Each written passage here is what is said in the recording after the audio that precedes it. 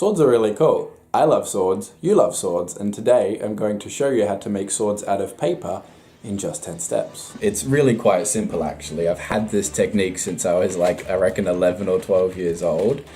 And all you need is a paperclip. I would actually find paper clips such as this one lying around the house, and I would just take them and bend them into a straight wire, and then I would stick that wire between two separate pieces of paper. Ching! You have yourself a katana that you can make out of paper. And that's it. That's all you do. Okay, thanks, bye. I'm kidding. I'll show you how to make it. Step 1 is to create a template for your sword so you can have a consistent shape. Mine will be 18 centimeters long total with a 13.5 centimeter blade length, a 6 millimeter width, and a 4.5 centimeter long handle. Step 2, trace that template onto the paper you wish to use. Then flip it over and trace the other side so it mirrors the first side, with both sides being attached at this center line here, so you can fold them together. And that's because you're going to cut it out and then fold these two sides around the wire. Step 4, unfold that paperclip to make it a wire. And make sure it covers this part here between the handle and the blade. That's where you need it the strongest. It's alright if it doesn't quite reach the end. Step 5, color both sides of the blade and make it beautiful. How good you are at doing this is going to depend on your drawing skills. But a basic way I do suggest is to draw a center line right down the middle, and then color that like a dark grey or black even, with a light grey for the other end. And this was what I used to do back in the day. It works fine. And it's all the majority of animation does as well. But with time, as you do more and more, you will improve. And so now, this is what the Wado Ichimonji I did today looks like compared to the one I did 5 or 6 years ago. People improve with time. And then if you want, below the center line on the blade, you can add like a color or a pattern or whatever you feel like. I'm doing this purple spiky thing. This is how it turned out. So this sword is supposed to be the Nidai Kitetsu. One Piece fans will know. This is the one. This is the difficult part, the frustrating part, the finicky part, which is folding the blade around the wire and gluing it all together neatly. First, you want to tape the sharp edge together. Close the gap as much as possible. This is meant to look as sharp, right? It's meant to look like a blade, like it can cut stuff. Then you'll probably need to bend the paperclip slightly to match the curve of the blade. Then glue along the inside of the blade, along the sharp edge, and drop that paperclip in there. Squishing the upper part of the blade as tightly as you can around that paperclip, and then taping it from the other side too. This part is real tough and real messy, so good luck. But don't stress if you can't do it well. I couldn't back in the day, as you see with my old sword, and I still thought this was fine. It gets the job done. Step 7. Now here are all the parts required to finish your sword. Here I have a strip of paper that is 4.5 by 1.5 centimeters. This would be the size of the handle. And this should have enough area to cover the handle portion. And this part down here is very important. It's key for the sheath or cover of the sword to slide over. And then the rest of this part is just to add some thickness to the handle.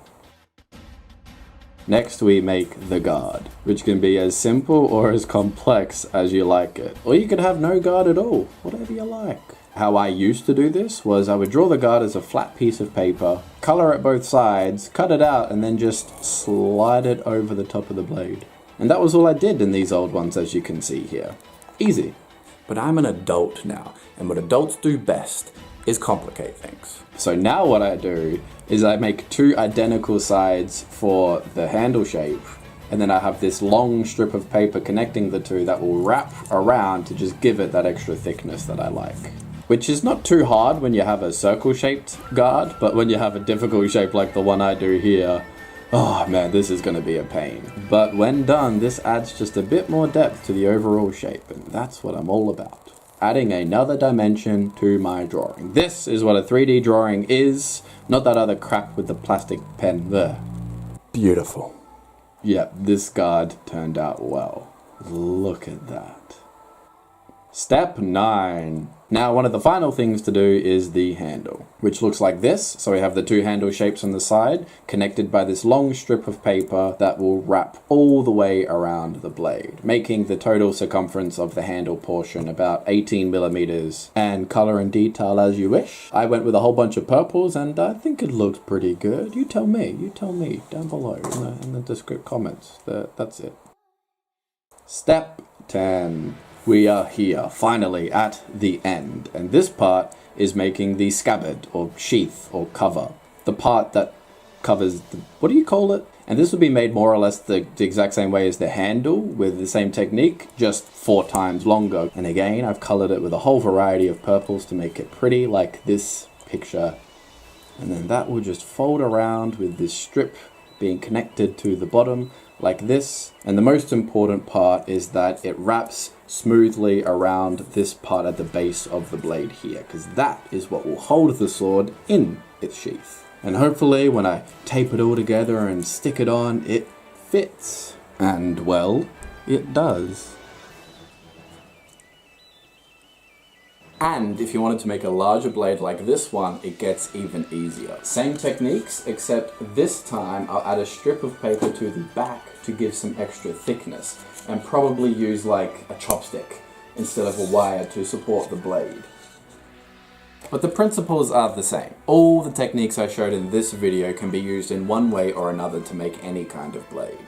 Oh, and if you clicked on this video thinking I'd show you how to make a life-size sword out of paper, that's totally possible. Like this one here that I made as a kid, like I reckon 2008. And these are made using the exact same techniques I showed in this video, just upsized. Maybe I'll make another video for that, I don't know. Comment below if you want to see a life-size sword tutorial. Okay, that has been it. How to make any sword out of paper, even when it's a spear. Oh, and also a cool little bit of news. I now have some affiliate links in the description for Amazon. So how that works is if you click on the link and then buy anything on Amazon, not just the item that I linked, I will get a small cut of that sale as income for me. So it's a great way you can support what I do without having to actually spend any extra money of your own. But of course, you don't have to. First and foremost, find the best price and product for yourself and your circumstances. And this will be a way that I can link to the exact materials that I use in the description of my videos as well. So I hope that helps someone out. But still, the materials themselves are not that important. Use what you've got. So comment below who you want to see wielding these weapons, and up next I'm thinking I'll do a review of Goku, so like the video if you want to see that next. Alright then, thanks for your time and attention always, I appreciate it, and you'll see me next time. Bye bye.